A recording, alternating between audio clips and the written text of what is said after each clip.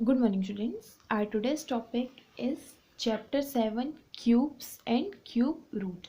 इसके पहले हमने Chapter 6 में पढ़ा स्क्वायर एंड स्क्वायर रूट. ये सेम स्क्वायर्स के ही जैसे हैं, बट जब हम स्क्वायर रूट्स निकाल क्यूब्स का मतलब होता है सपोज किसी भी नंबर के ऊपर 3 की पावर. सपोज ए की पावर 3. ए की पावर 3 को हम बोलेंगे ए क्यूब. ए क्यूब का मतलब होता है ए का three time multiply. A multiply A multiply ए. जैसे हमने स्क्वायर में पढ़ा था, सपोज लिखा है 2 स्क्वायर. 2 स्क्वायर का मतलब हुआ 2 मल्टीप्लाई 2. 2 का 2 बार मल्टीप्लाई. इसी तरीके से 2 की पावर 3 को हम बोलते हैं 2 क्यूब. एंड 2 क्यूब का मतलब होता है 2 मल्टीप्लाई 2 मल्टीप्लाई 2. 2 का 3 time multiply. So answer is 2 2 ज़ा 4 एंड 4 2 ज़ा 8. इसे कहते हैं हम क्यूब. अब ये तो हो गई क्यूब की बात, क्यूब्स. अब क्यूब रूट क्या होता है? जैसा कि हम स्क्वायर में स्क्वायर रूट निकालते थे. सपोज हमें 25 का स्क्वायर रूट निकालना है.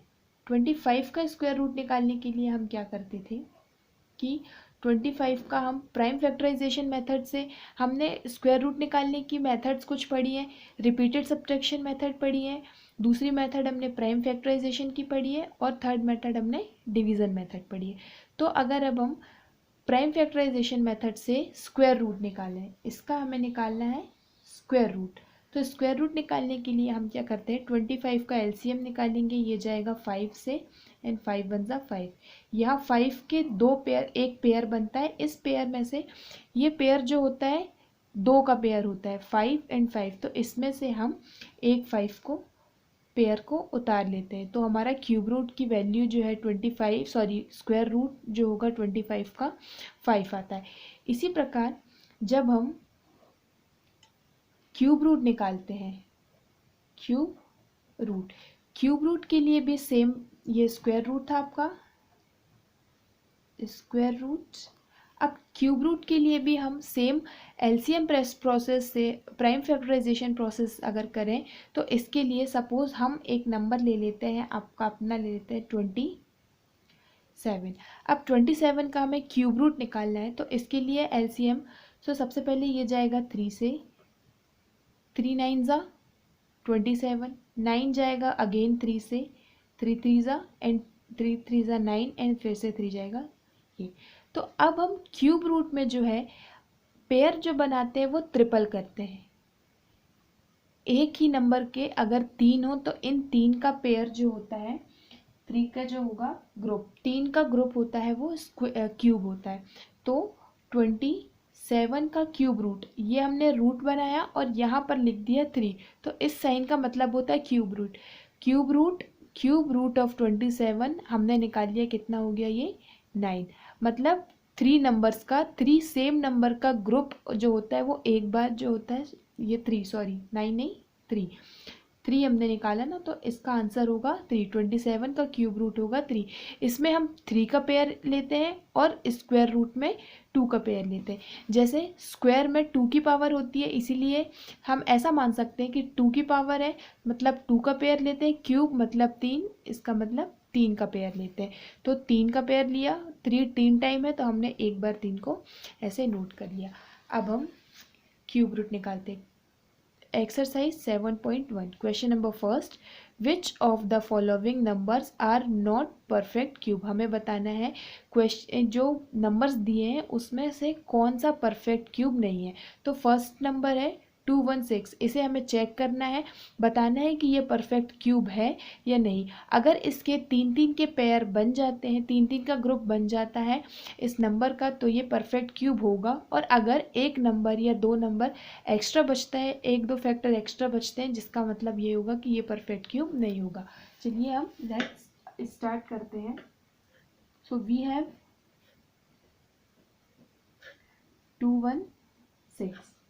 तो अब हम इसे करते हैं बाय प्राइम फैक्टराइजेशन.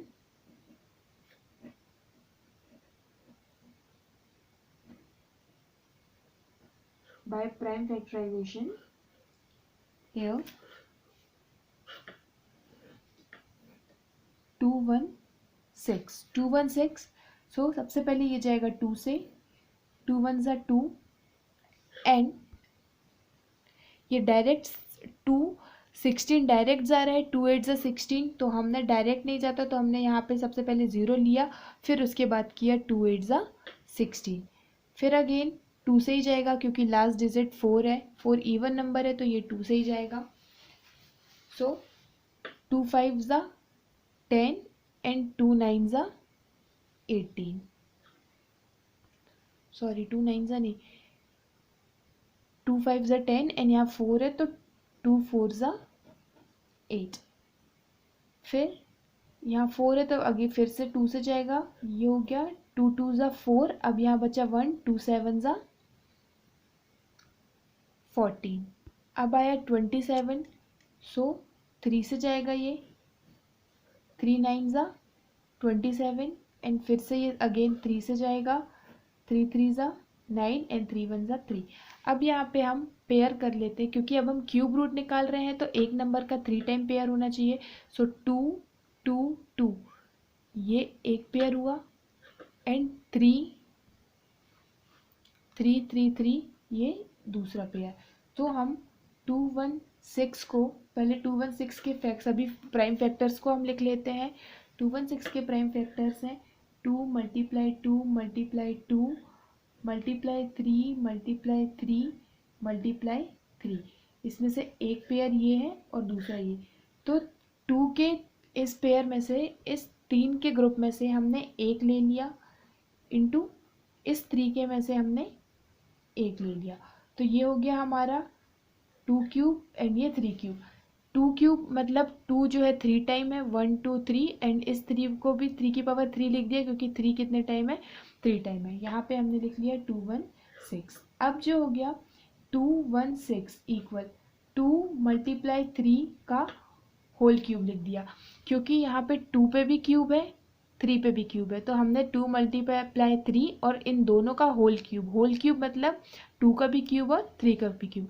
अब ये क्यूब इधर ट्रांसपोज होगा तो ये चला जाएगा रूट में कन्वर्ट हो जाएगा, तो ये हो गया क्यूब रूट। क्यूब रूट के लिए हम यहाँ पे 3 लिखना ज़रूरी है, तो ये हो गया क्यूब रूट 2 1 6 इक्वल, अब ये 3 यहाँ क्यूब रूट पे हो गया तो यहाँ पे सिर्फ बचा हमारे पास 2 × 3।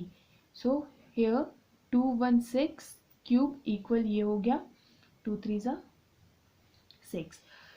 तो ये जो नंबर है 216 एक परफेक्ट क्यूब है क्योंकि इसमें जो है एक भी नंबर जो है वो सिंगल नहीं बच रहा है, इनका पेयर आ रहा है, तो आंसर हमारा हो गया 216 is a perfect cube root. अब हम बाकी नंबर्स का निकालते हैं कि वो नंबर्स जो है परफेक्ट क्यूब है कि नहीं। यहाँ 216 एक परफेक्ट क्यूब है जिसका आंसर जो है क्यूब रूट 216 का होता है 6।